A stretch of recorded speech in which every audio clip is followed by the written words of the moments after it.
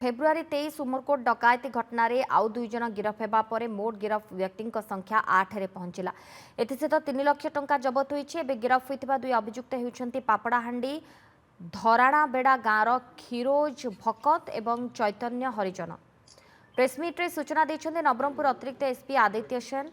आगुरु गिरफ होइथिले नवरंगपुर मझीगुड़ार बाबुला रणा, गणेश रणा, धीरज लाइछन, पापड़ाहांडी धराणाबेड़ार चित्रसेन गंड, जयपुर मझीगुड़ार छबिला सागरिया, घासी हरिजन और कोटपाट झाड़ियागुड़ा गाँवर सुखदेव मुदुली।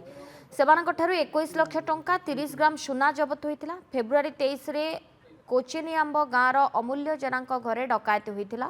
बेकरे भुजाली रखी घर लोकंकु बांधी 70 लाख टंका 14टी सोना मुदी 3टी लकेट और कानफुल आदि लुटि नेथिले।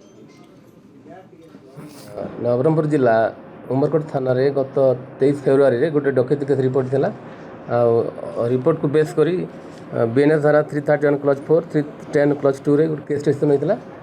ड्यूरिंग इन्वेस्टिगेशन आमे गत मार्च 3 रे 7 जन को अरेस्ट करथिलु। तांकोठु पाखापाखि 21 लाख टंका आमे सीजर करथिलु।